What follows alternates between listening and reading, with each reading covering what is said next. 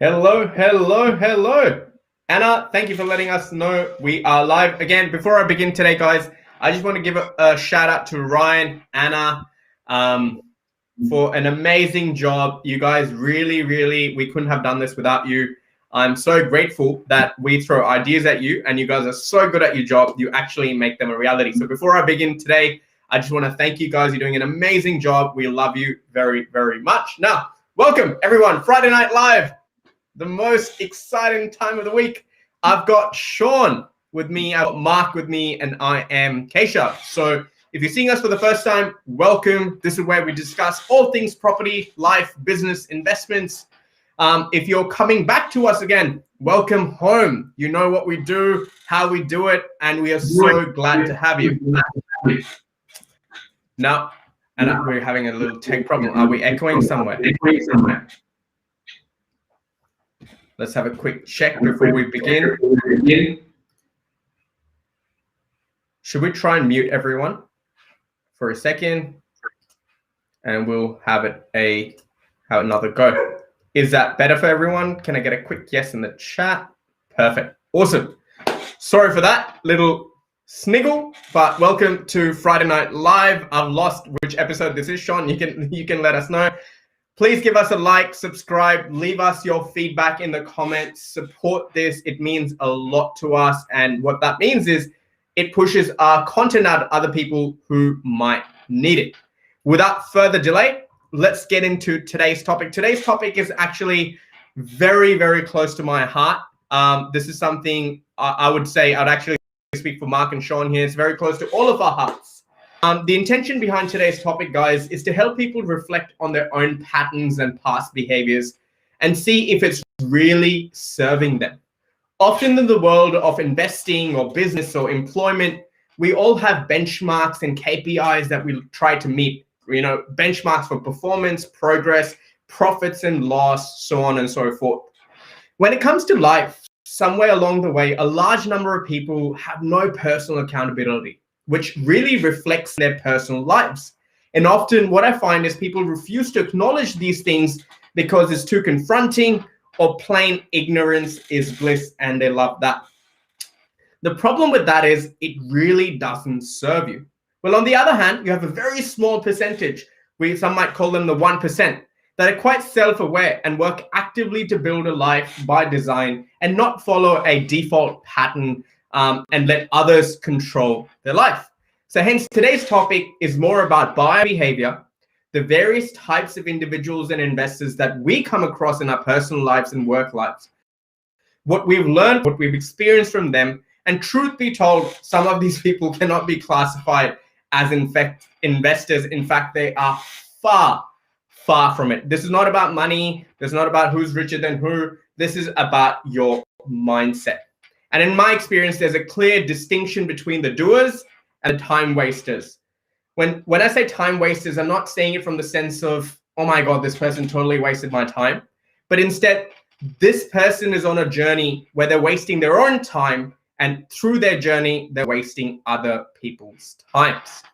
So I've categorized some people. I've got some questions to ask, and I'm going to do it in a game-like manner. So Mark and Sean, I have some rules to this game today, and it's very, very simple. So this is how the game's going to work today, okay?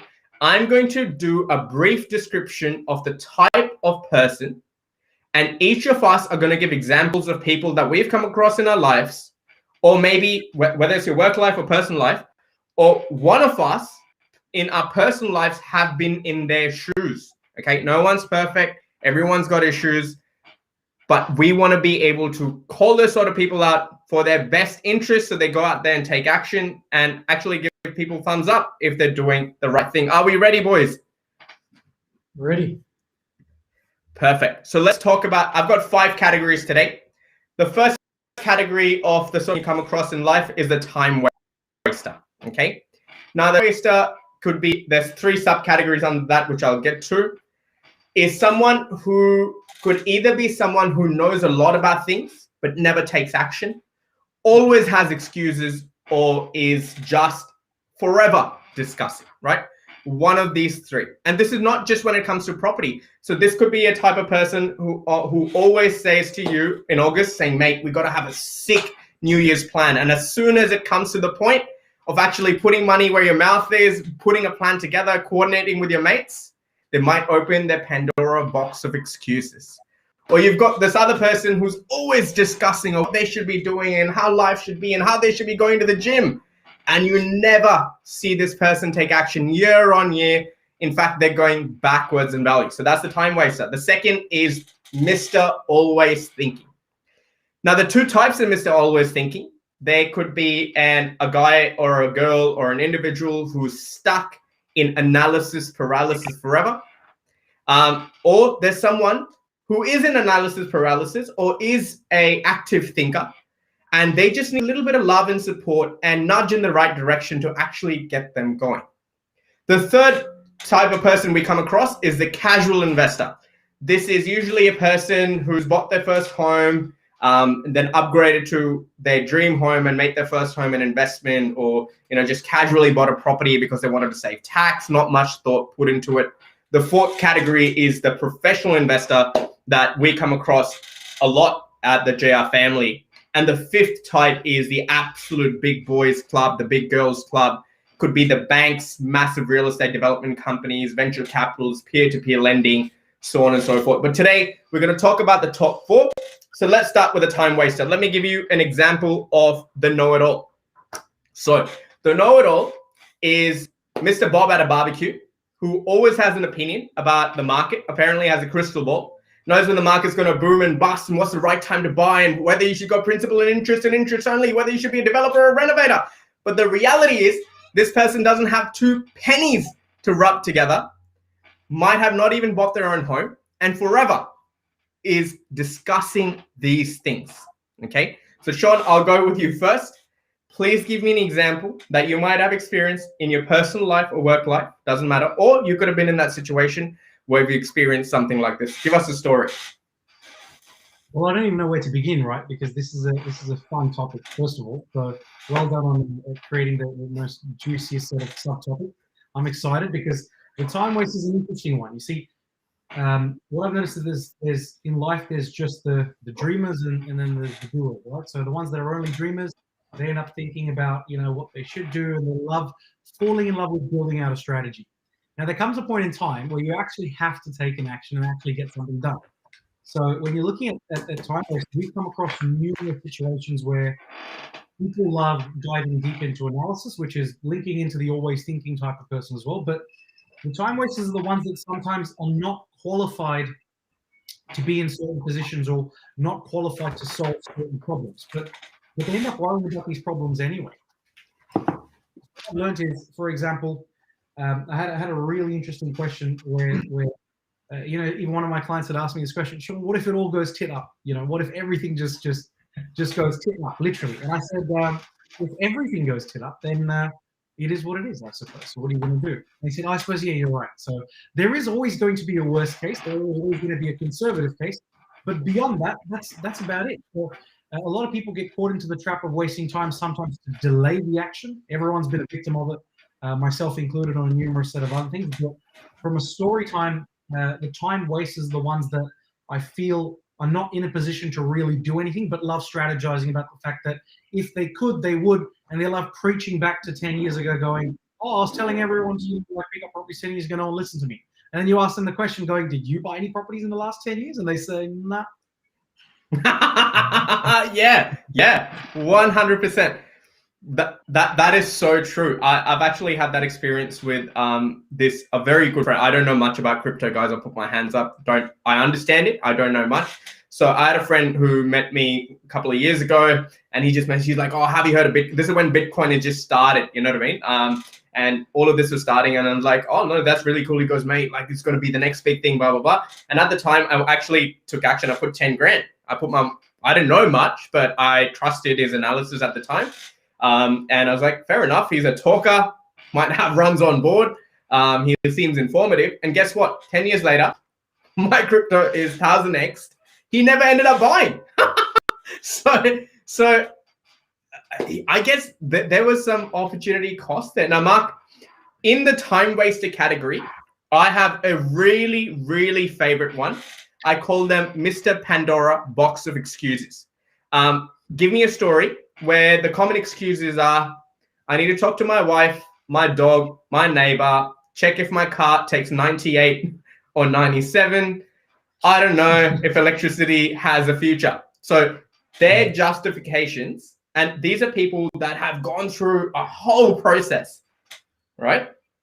And yet they have a Pandora box of excuses where sometimes when you hear this excuse, it's not even worthy of a response. Like, to be honest, sometimes I'm just like, mate, I don't even want to respond to that. It's horrible. Give me a story, Mark. It's a saxophone full of excuses. I think there's many type of excuses, we'll say, that we come across on a week-to-week basis, even what we go through altogether. Where, you know, one thing. Okay, before I go into it, I just want to say on the back end of what we just discussed on the last topic, the guy at the barbecue. There's a thing that was told to me many years ago where teachers teach those that go and do, but the teachers haven't done themselves. Okay, and I think that applies in two different ways. Where you've got the good guys that have done it first, then teach. I think that's the Ray Dalio way of living, where you do it, then you send it on to the next generation. 100%. Then you've got the others. You've got the others that are sitting on the fence all the time, never going to get off it. They're going to have splinters in their ass the whole time, and they're happy with that as well. But they will teach and teach and teach and read, and they're very knowledgeable, very, very knowledgeable. But back to, let's say, Rich Dad Poor Dad, they're the lecturer that doesn't have anything to the name. And, you know, it's the ones that actually go out and do it that we see that all the time, that the world's biggest, not necessarily CEOs, but let's say owners of organizations aren't necessarily the most educated ones. They are the people that just decided, let's just put our money where our mouth is and do it. But going back to the guy, the many people, I shouldn't say guys, I should say many people that we've come across is just people that they want to hear you tell them otherwise. They feel as though they already know what their not that their answer is going to be, but they know that they're going down one path, but they just want to test the waters to see if someone like a professional can come along and change their mind accordingly. Say, hey, you should do this for X, Y, or Z reasons. When you hit a certain trigger point, yes, you may, kind of change their mind, but probably 99% of the time, it's never going to be the case. And even just earlier, I had a meeting this afternoon with someone who, led me through the grapevine of listening and tried to extract all this information to then tell me that, I've been speaking to 15 different, JRs as well. And I'm like, good. And continue speaking to another 15, but what's your next move going to be? And, look, you got to let these people do what they want. There's people out there that know what they want. They will listen. I think we're in a time now where, let's even just use property as an example, the buyer's agent space. People turn their nose up to this stuff only 5 years ago. I don't need that. I can buy a property. I can sign a contract. I've got my own solicitor. I've got a broker. What more do I need? Now it's a very different space. People are struggling. And now they realize, hang on, the old analogy, you need to go through the pain in order to realize what you need or what you've lost. And that's what people are going through now. They're going through pain in not being able to find the right property or losing at auction time and time again. And if one of my clients is out there listening tonight, I was saying to Sean earlier, we saved her from potentially spending $100,000 more than what she should have been paying. Like, it's just crazy. And again, having the right people. I know I'm going off here a little bit, but just trying to explain that. These people. If you take the time to actually listen and rather than have your defense mechanism up the whole time, you may actually see that it'll give you a bit more profit, let's call it, than it is going to be as a loss. 100%. Now, can I tell you something? And you guys will relate. So I've got I love him, and I'm not going to name any names. Very good friend of mine. I've known him for 12, 15 years. And I'll tell you something, okay? There's a pattern, okay? He refuses to acknowledge this pattern. So when I was buying my first property in Sydney, I literally went and I had spent thousands of dollars in seminars and experts, because from the get-go, I wouldn't be where I am today without the coaching and the mentors I've had in life. I'm not the greatest, smartest guy in the world, nothing. It is the mentors and coaches along the way in life, and I give them full credit here. I am who I am because of their guidance and love and support and education, and I'm a big believer. Again, everyone has their own way of doing it, but I think people who spend hundreds of thousands of dollars like me at university to do a $40,000 job, go figure. What is the ROI in that? And won't spend $30 to read a book. But the same guy, anyway, long story short, I digress here. When we were and we had a little bit of money, we all said, life's going to get really busy. We were a close set of friends. And I said, either New Year's, Christmas, Easter, whatever it might be, guys, let's put some money together and do some trips together, some experiences together. And this guy was the first guy to be, mate, discuss with everyone, send everyone links, mate, we should be doing this and doing that. And I saw this camping thing and we can drive our car, whatever it is, right? And as soon as it came to the time of actually putting money forward, booking, so like say 6 of us, 8 of us, we've already booked, paid based on his description or links to the place. This guy would not show up. So year 1, it happened. Year 2, it happened. Year 3, it happened. And we just stopped inviting this guy. I'm like, mate, you're full of shit. Like, you come in, you get to have a few drinks, and then you never show up. Long story short, now we finished uni. We've got a little bit of money. I said to him, I said, mate, this is what I've learned at the seminar. It really makes a lot of sense. I'm going to go buy my first property. This is my broker. This is what you need for a deposit. This is literally the street I'm buying in. You can buy next door, right?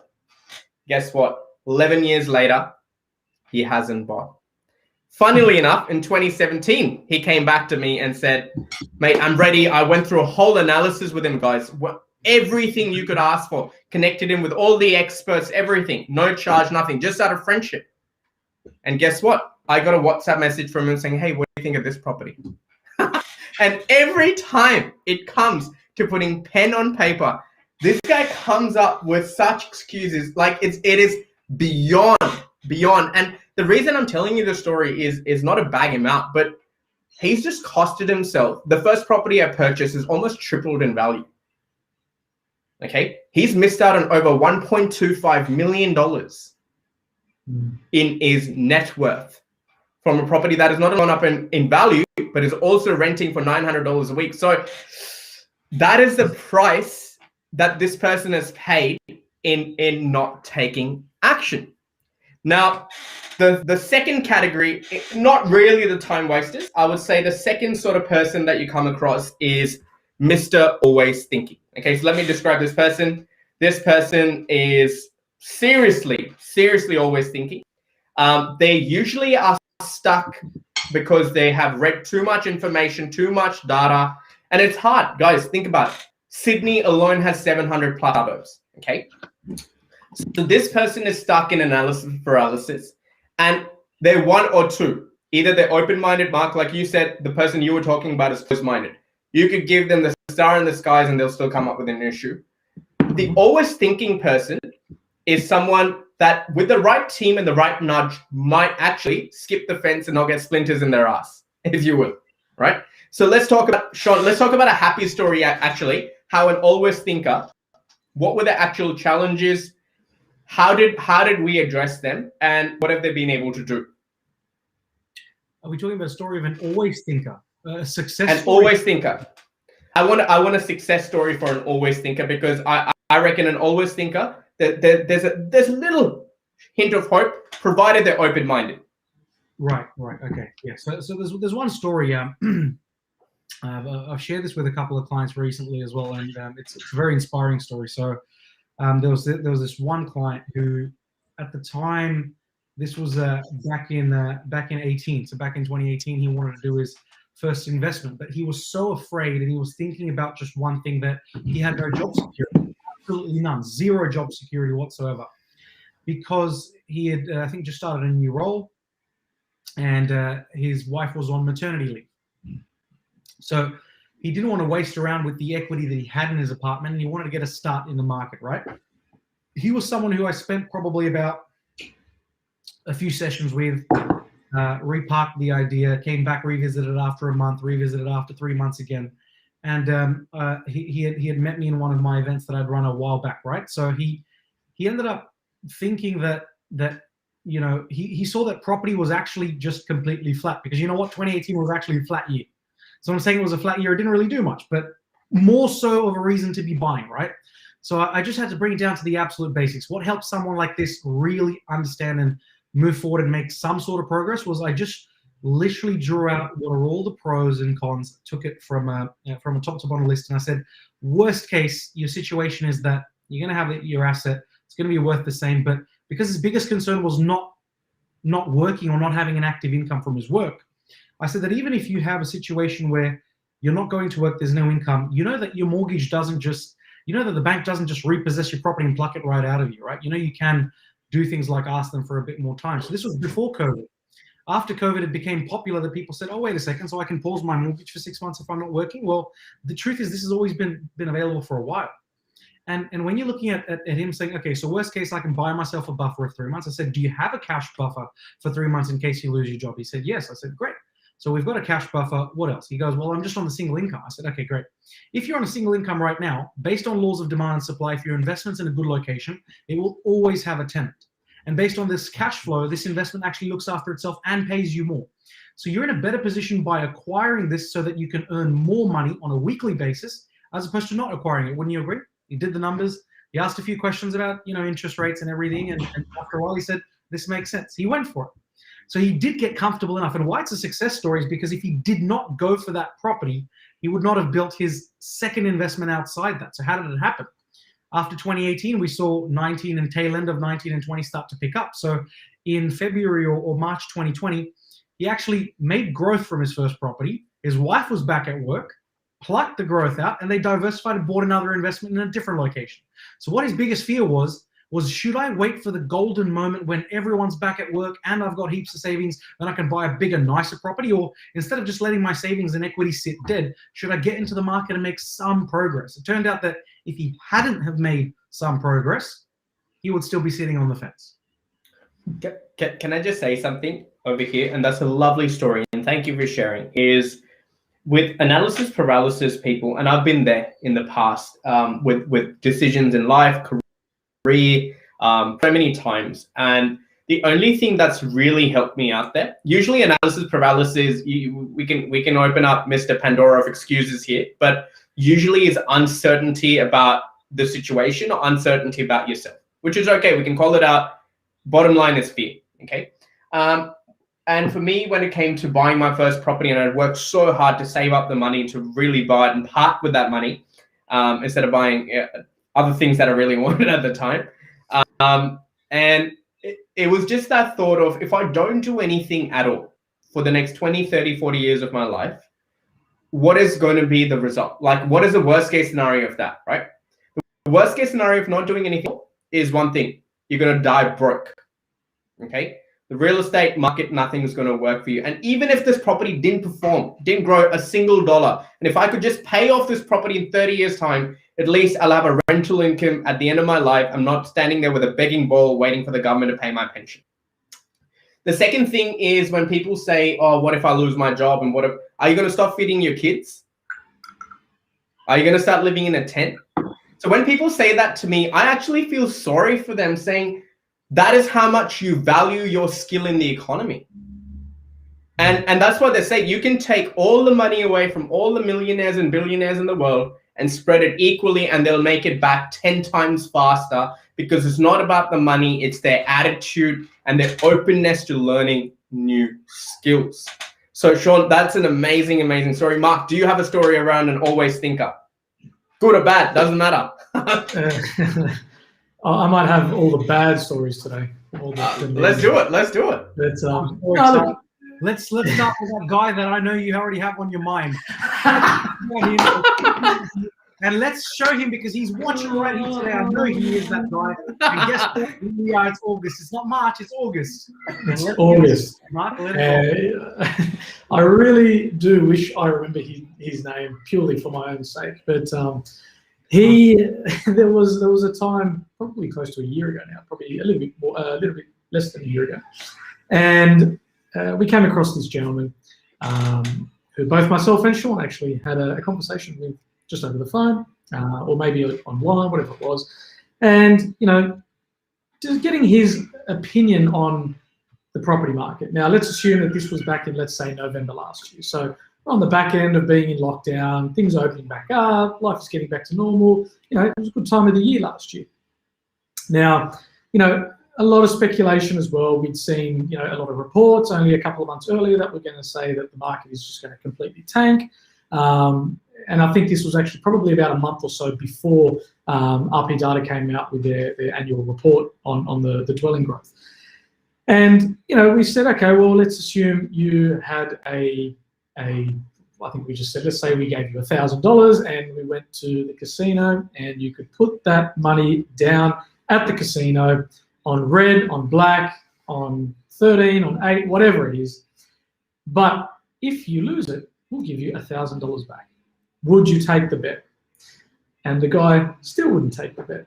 And he probably spent, let's say, 20 odd minutes explaining as to why he wouldn't take the bet, what are the factors around the bet. And by this point, I think, with all due respect, Mark, may I just jump in?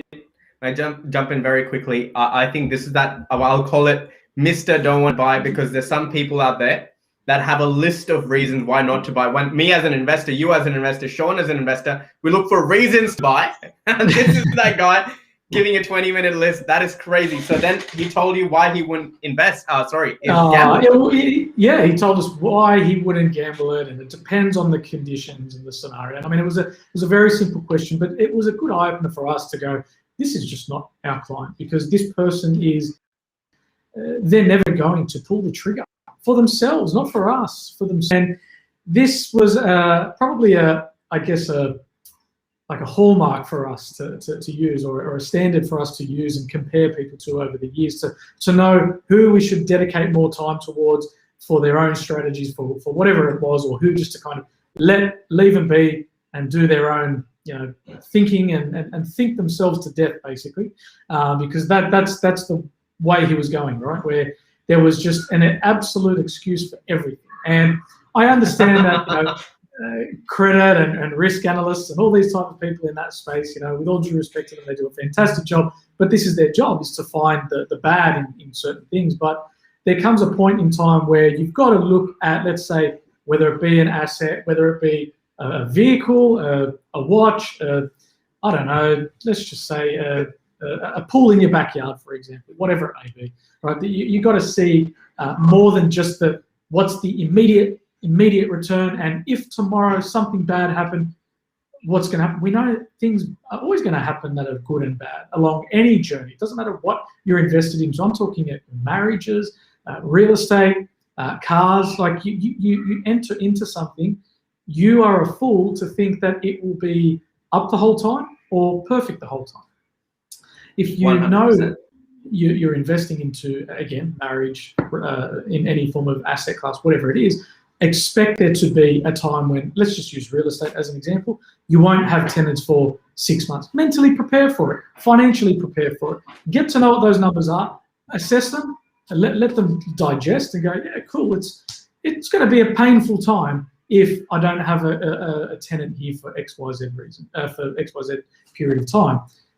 But then move on and accept it that that's all part of whatever it is you're getting involved in. And again, that's too many people scare themselves because, and one thing I want to add here, without going into too much detail, but media scares people too much. And that's their job. What you were talking about, Mark, the client that you were just talking about as well. What's funny is there was a change in times from COVID to Kesh. Just to give you some context, when we spoke to this person, there was a change in tide where good news was starting to come out, and it was great. So go for it. Why are you waiting for all the best news to come out? So I always talk about this topic, right? Last time it was, the vaccinations are not really out. There's no vaccines. How are we going to go back to society? Yeah, we're out of lockdown now, but what about the second wave, the third wave, the 10th wave, blah, blah, blah. What about the US election, blah, blah, blah. But here's the thing. The good news started already coming out, and he was already like, no, because the job keeper's going to end. The job seeker's going to end. It's gone. It's good. Everything. What about it? What about it? What about the vaccine? When people say, what about the election? What about it? Really? Like, what about it. Exactly. And you know what's funny? Even after the whole year of seeing just everything virtually just go, positive. Now it's been 12 months almost since we've had a conversation with him. You know what's funny? Even if we spoke to him today, he's going to say, "Oh, it can't be true." He's going to say, "Well, it's doing so well this year. That means next year it's got to go wrong." 100%. I'll tell you what. I actually was 3 people, all 3 siblings. Very similar story. One of them actually went out of analysis paralysis. 2 of them are still there. So they 3 wanted to invest together. They were married. They had their own life. So I, at the time, said, "Listen, guys, I don't think that's a really good idea to mix it all up, because then you're servicing everyone's, and their incomes are really different. And one of the siblings had a higher income than the other, and they were actually trying to help I understood why they were doing it anyway. So the one or 2 of them, their constant excuse, Sean, was, what if I think the market's too low. What if it drops lower? And I go, okay, so say you buy something $500,000 and it becomes 400, and till you don't sell the asset, you've really not captured a loss or a profit. So it sucks, we can't release equity, but as long as it's rented out and it's not costing you anything, you're fine. And if it's vacant, what are the reasons? So let's be logical. Why would it be vacant? It's not in the middle of a mining town or like some, it's Sydney, for God's sake. So even if it does happen, you should be fine. When the market started to rally, Sean and Mark, you'd remember this is 2015 to 17, that post 2013 really hot market, positive. That time, the same people were like, "Oh, the market's too hot right now. I don't want to overpay for something." I know we're in LinkedIn, but I was literally like, F my life. Like, are you kidding? Are you kidding? And some people just cannot be helped, because it's not about the property. It's not about the information. It's not about the reports. It is something within themselves.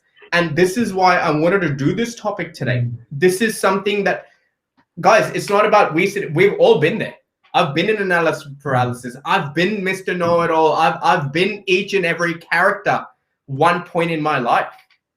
I'm sure Mark has. I'm sure Sean has. But the difference is, have you put your hand up? Have you looked in the mirror? Have you been honest with yourself to really go, is my behavior serving me? By following what I've been following so far, where has it really gotten me in life? And these same people, and think about this logically, right? I said to my dad that instead of sending me to private school for 15, 20 years, instead of me going and doing a bachelor's and master's, if you had just taken that money and put it in real estate, I would have never had to work in the rest of my life. People are willing to spend 15, 20, 30 years, spend hundreds of thousands. I don't care whether you go to Harvard, you go to Oxford, you go to UNS, no university guarantees you a job. Yet, hundreds of thousands of dollars in fees, you will spend 15, 20, 30 years of your life for a $50,000 job that you got to work in for 10 years to get a $120,000 pay rise and deal with shit like that is your life. And do you really want to live your life on basis of other people's decision? Your income is based on how you did on an interview. Your income is based on what qualifications or what access to education you had. Mate, this is 2021. If you've got money and you know how to park it, in 15 years, no matter what background you come from, your future can look very, very different. This brings me to my third category, the casual investor, Sean and Mark. Okay. So let me give you a description here. And in fact, I'll give them a big thumbs up, a big cuddle, a big hug, give them a shout out saying, well done. So for me, a casual investor is someone who could have been any of the previous categories, but has taken the courage, taken the step to actually go out there and take action. Right? Dhanushka, 100%. But you know what? Private schools were fun though, I'll tell you that much. And then from there, this person could be someone, Sean, Mark, we see them every day. Hey, I bought my first home. I could afford something for $650, $700, maybe an apartment, townhouse, or in a lower socioeconomic area house. They've worked hard in their life. They've made a little bit of more money. They've turned their previous property into an investment, and then they've moved into their family home. Now, there's nothing wrong in doing that. That's better than being any of the above categories that we've discussed. But the challenge there today, guys, I think they are on a massive disadvantage because there's huge disparity between the professional investor and the casual investor. So I just want to have a little bit of a discussion around that. So Sean, let's talk about you, for example, your first property versus the way you look at properties today. Hand on your heart, simple, yes or no. Would you have made your first purchase a little bit better knowing what you know today? Yeah, definitely, 100%. First purchase was actually just barren land. So, how's the cash flow on that? Zero. Well, looking back, obviously, you know that there are some things that you could have done better. Obviously, you can structure things and make more professional or more informed decisions. I feel that when you're in the industry, things are so much more different because you're doing it on a daily basis. So every single day you're crunching numbers. Every single day you're performing models around best case, ideal case, worst case. But you definitely look at things differently because when you are a professional, when you're working with professionals, the main point of difference is that they're taking the guesswork and the emotional bias out of the decision-making process. If you take the emotional bias out of the decision-making process, the decision is bang. You know that it's a good investment, you go for it. So what I learned personally about myself is, and I've got some really fun rapid fire questions for you both later, like we did last time as well. So I'd love to tease you. I love them. Some rapid rounders coming up soon. But yeah, I mean, the decision is a whole lot more different when you're in there doing it every single day because you're taking your emotions out of it as much as possible. You're not worrying about the social stigma of, oh, is it, Blacktown City Council? What's going on? What's this? What's that? Oh, I don't know about this. I don't know. You might get stabbed on the street in that suburb. Well, no. If the numbers look good and if it matches what you know about the area and what your future prospects are after a bit of serious due diligence, then you should be going for it because you just have to ask yourself the question, right? What is the worst case that's going to happen? If you cover your downside risk, and the thing is, life cannot be 100% risk-free. Because then that's the only way to be 100% risk-free. There's only one way, it's to die. So when you're dead, everything's risk-free. Absolutely. Well said. Mark, I've got a question for you. Now, there's a massive disparity of wealth we can see through the pandemic. This is my prediction. I'm going to say it on camera. In the next 10 years, mark my words, Australia's never had ghettos. You're going to start to have ghettos because where the affordable middle ring now has become really wealthy. People like 30, 40, 50 Ks around. I live in the Northwest Corridor. My neighbor's house sold for 3.45 million on a 700 block. So there we go. So shit is selling for a really, really high price, right? So that's pushing poorer and poorer people away into pockets. So just knocking them out of affordability, but it is what it is. And that's a longer conversation. I'm going to do a whole topic on that. Now, the professional investor is not doing just the pest and building, okay? If doing a pest and building and knowing there's a train station here was good enough, everyone would be making millions and millions of dollars. So Mark, my question to you is, you are in the wealth consultant space. You've been in the development finance space and you've worked with professionals all your life, right? Can you tell me the importance of why successful people, businesses, athletes, why do they have a team around them? And why do they pay a premium to have these experts? And what's the difference? Look, I think it's it really comes down to some simple factors. And I think, as life goes on, as you mentioned, now we're seeing a potential larger wealth gap start to be formed here in Sydney, our own backyard city that most of us have spent the majority of our life growing up in. I think you could quite confidently say those that have grown up in Sydney now, we may or may not have taken it for granted, especially, the really good living conditions and so on. But I think as time goes on now, let's use this wealth gap as now an excuse for everyone to be on their game when it comes to earnings, okay? And no matter where they're getting their earnings from, they could own their own business, be an employee, I don't know, be an investor. Doesn't matter what it is, yep. As long as they're earning. But this is the time now we really need to earn because Sydney has never been as expensive as what it is now, for an example.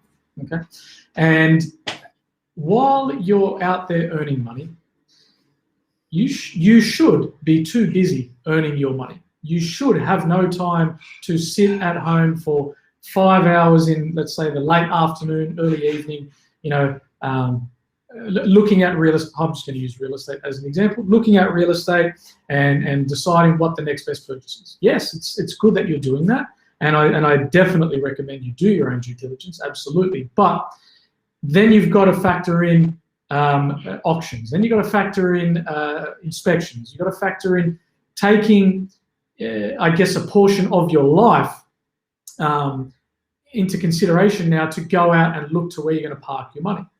Where let's use a little bit of an older style of things. So as I've grown up in Sydney, I used to enjoy doing the lawns. I used to enjoy mowing the lawn because it was, maybe on a Sunday, it was a nice little relaxation. It was almost like a meditation. It's probably a male meditation, well, I think anyway. But as time has gone on, I've had, I've got a son now, things like that. And, because we, as we all know, we work as a team extremely hard and, long hours in the day. And we're not doing it because we're forced to do it. We're doing it because we love it and we're helping a lot of people. So we're providing a lot of value, and a lot of value takes a lot of time. And while we're doing this or adding this value to the community, we've got things that we may sacrifice, like family time. So that family time that you get is now quite limited. So any spare moment that I get, for example, I like to spend it with my family. So now I'm in the mindset where I'm like, forget the lawn. My meditation now is family time. So if I was to add on family time, then mowing the lawn, then washing the car, and doing this and doing all these things, you're losing time. And now, again, if we look back 20, 30 years ago, let's say when my father grew up in Sydney, yeah, that's cool. The way of living was different back then. Growth compared to property growth was very different. Yeah, interest rates were higher, and we get all these other excuses, and I'm not going to go into that now. But times are changing. People need to do more in order to put even just the necessities on their table. All right. The last thing you want to be doing now, I believe, is utilizing any spare time that you do have at looking at ways that you can better yourself. For example, look at parking your money within a team, let's say. And if there's a way that your team can do it without having to take money from you, even better. All right. So I think in today's day and age, maybe let's say 5 years ago, as I mentioned earlier, a buyer's agent, many people turned their noses up to it because it was, something you would only see in New York or London, because we didn't need it here. We're a backyard city, but now we're an international city. Now we're internationally recognized. You cannot buy property in today's market with interest rates the way that they are any quicker than what people are buying them before you. And you know what? You may have approval for $1 million. Someone's got approval for 1.5, and they are going 100%. To blow you out of the market. How are you going to compete with that? You're going to compete by tapping into a network that you don't have access to. And you don't have access to it because you're not in that industry, and it's not expected that you do. The same way that if I needed a big discount on a bundle pack for my home, internet, phone, whatever it may be, I'm not going to ring up Telstra and say, give me a discount. They're just going to go, get to the back of the line like everyone else.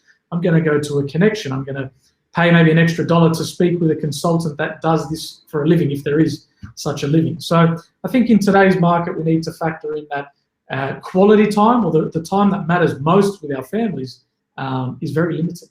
And it's going to continue 100%. 100%. And I just want to, viewers get an understanding. I just want to put up a slide of the teams that I use, the JR clients use, and these are each and every part of this is so important.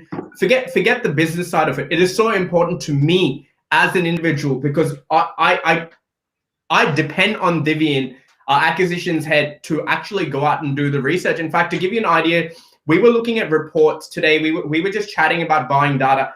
Like JR is spending $150,000 to $200,000 a year on buying data. It doesn't make sense for an individual to do that. People flinch in spending $1,800 with a solicitor. I need a finance specialist. I don't need that mum and dad broker who's got access to 2 banks. If you want to build a portfolio, I need a guy who knows the tricks, can think, knows how to present a file, has written billions in dollars in loans, is an investment. He knows his stuff. I need a solicitor who's investment friendly. You know, most solicitors out there, love you guys, are looking how not to do a deal. I want a solicitor who wants to do a deal. I need an accountant. I love you accountants. You are amazing. But out of respect, out of love, the $50 shopping center accountant is not good enough for me. I need to have access to developers and builders so I can really understand the quality of product I'm getting. Are there warranties in place?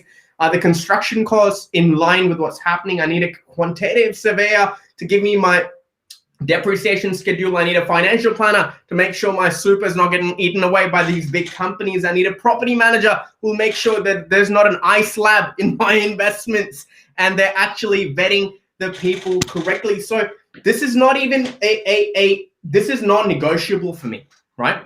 And when I think about this, when I really think about this, let me give you a simple example. When you look at Sean plays really good backyard cricket, right? Or Mark is an amazing swimmer, okay? Or I could be a world-class, world-class driver, okay? And those definitions are skewed because if Sean's really great at playing backyard cricket, Mark's really good at swimming at his local aquatic center, and I've driven on the Eastern Creek twice, does not make us professionals. And when you look at every professional, whether it's a businessman, whether it's an athlete, the one thing they really value is an expert who's got runs on board, who's done it themselves, right? And can help them get better. When you're that top 1%, now a top 1%, a billionaire, Mark Zuckerberg, or whatever you think of him, or Trump, whatever you think of him, or anyone, any top 1%, whether you like him or you don't, are the top of their game. And they've not got, and they're smart. They're smarter than most people, but yet why they're surrounded by the best lawyers? They pay millions of dollars to have lawyers and retainers. Right? Do you think this guy could have built Westfield off his little solicitor down the road? No way. You think Woolworths would be where it is if it was dealing with casual workers and $16 an hour, giving them cash only? No. They are willing to they're there to build a business, right? And if you're a professional out there, time is money. And you said it so well. Sean, yourself, me, so many of our clients, our friends, we have no time left. And sure as hell, in my free time, I don't want to be doing shit that other people can do. I do this every single day, and I still will be like, Sean, this is my strategy.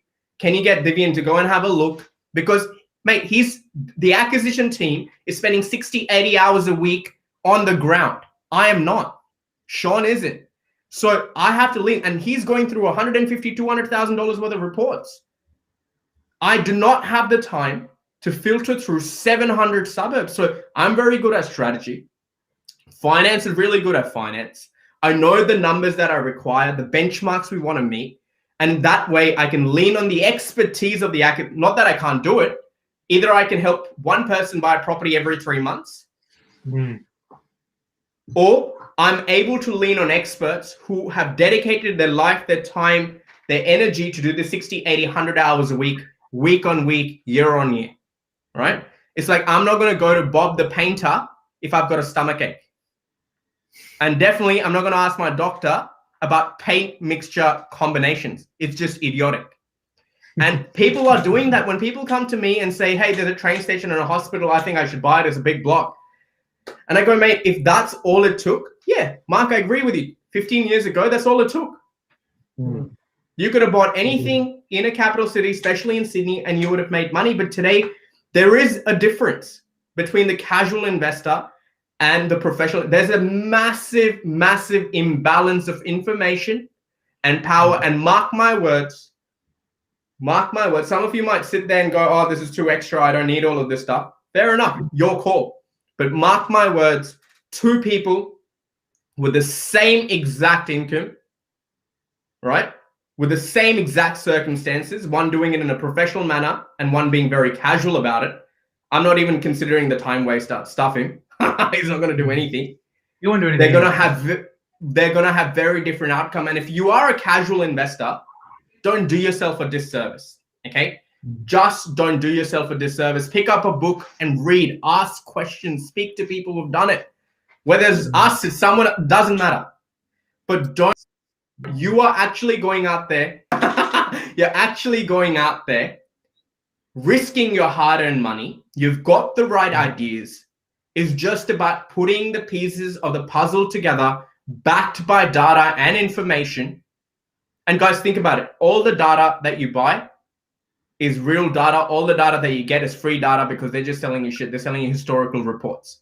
You pay what you get for. It is not, I understand it's not worth spending $150,000, $200,000 for an individual who's making a $700,000 purchase. But for us as a business, it makes sense because we're helping hundreds and hundreds and hundreds of people. And we want our clients to win. We want them to have that competitive advantage. So while you're sitting there and arguing with your cousin about easements, my client's gone out there and done 3 deals. By the time you put one deal together, we've settled our 4th. Now they're doing subdivisions and developments. So guys, there is an imbalance. Either you want to play to win, or you can be casual forever. And I know being a casual investor is scary, but we really, really, really want to make sure that when you're risking your hard-earned money, I know you've got a vision in your mind. I know you want to go out there and get that passive income, reduce that tax, create legacy for your family. Just do it properly. In 2021, the data is there, the help is there. There should be no excuse of why you're not reaching out and having a conversation. It never, ever hurts to have a conversation. On that rant, my friends, before we wrap up, Sean, I want your questions. We've got to do the rapid fire like you do before we wrap up. But my message today is don't be a time waster. If you are, don't come and talk to me. I don't know about Mark and Sean. I don't have the time. Respectfully, if you are a casual investor or a professional investor, you're someone who's been on the fence, you need help, absolutely. Anyone on the team will give you time in the day and we'll have a chat. Not a problem. Guys, before we wrap up, before we do the Sean's rapid fire questions that are so popular that I love, I am doing a webinar where I'm actually going to take you through a step-by-step process. So it's on the 31st on a Tuesday, 7 p.m. on Zoom. So the comfort of your home, pour yourself a wine, a whiskey, a tea, whatever it might be. I know it's a shameless plug, but guys, I put in a lot of effort and I can tell you one thing. You can literally take notes from this webinar and go and action them tomorrow. It's taken me 10, 15 years of personal experiences, failures and successes to put it together. And I've simplified it in 6 steps. Please come and watch it. It'll give you a great perspective. Sean, back to you, buddy. Before we wrap up, what's the questions? Oh, by the way, the link to register is going to be in the comments below.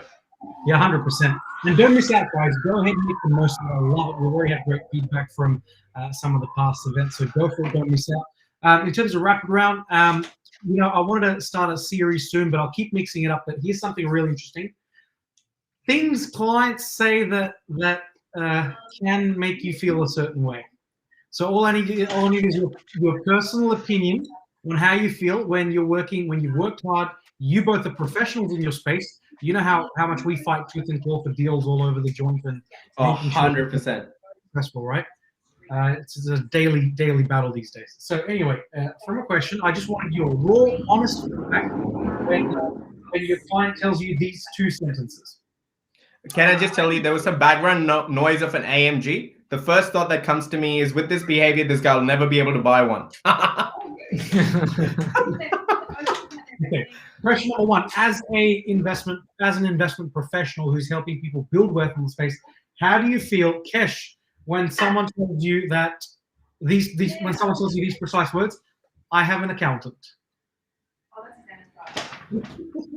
I'm gonna keep it professional. I feel like saying to them, "I've got butter in my fridge," and they go, "What?" Because it doesn't make any bloody difference. That just did not make any sense. Like, you freaking ignorant. I'm telling you, sometimes for me, I've reached a point in my life where I used to get really annoyed and frustrated because I genuinely, hand on my heart, I'm no Mother Teresa, we're trying to run a business, but I genuinely want to help this guy. I can see exactly how we can better the situation, even by 1%, and I'll be so happy, right? And then I see this guy stuff himself, and I used to get really frustrated. But now I realize that you can give someone the best diet.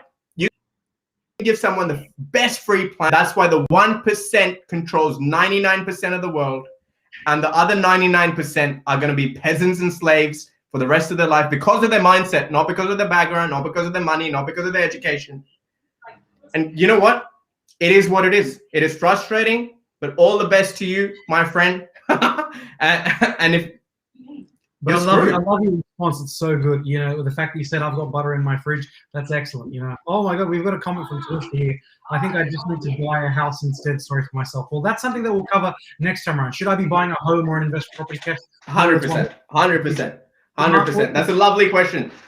Cool. And now, Mark, a rapid fire question for you. How do you feel when the client tells you these precise words? I am an accountant.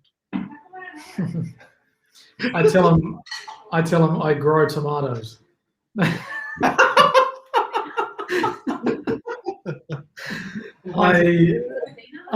know, it's a funny one when you get that one. It always sneaks up on you. And funnily enough, one of our latest onboarded clients yesterday is an accountant, and you know, we had a really good conversation where you know, very super nice guy. But if I get that question most of the time, or sorry, that statement told to me, it's a bit interesting.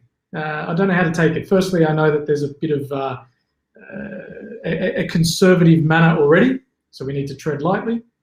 And I feel as though that's someone that's on the fence of being a paralysis analysis kind of guy. Mark, can I just jump in really quickly before I forget this thought? And I'm really sorry, Sean. Yeah. Can I ask you something back? So we could be in a meeting, and you could. I understand the tonality. That's why I reacted a little crazy. So when someone sits to you and goes, "Well, I'm an accountant," and I go, "Well, your balance sheet definitely doesn't reflect your decision making has gone right."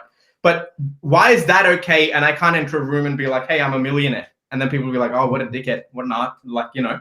So sometimes it doesn't matter what your profession is.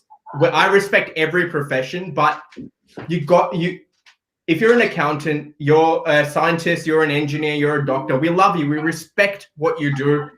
All I want in return is if you've come to a professional, come with an open mind and really understand where we're coming from. Don't come with your previous biases and opinions. Actually understand what is being said, the logic behind it. And if you've got a valid question, 100%, all years. But telling Mark, well, I'm an accountant, full stop. He has to say, I grow tomatoes. Exactly, absolutely. And that personality that you receive it. So if I ask clients, for example, hey, do you enjoy looking into the numbers? And they say,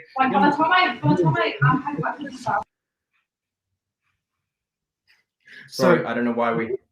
Yeah, so when I ask someone, you know, hey, do you enjoy looking at the numbers? Because the numbers are super important when you're making the right decision.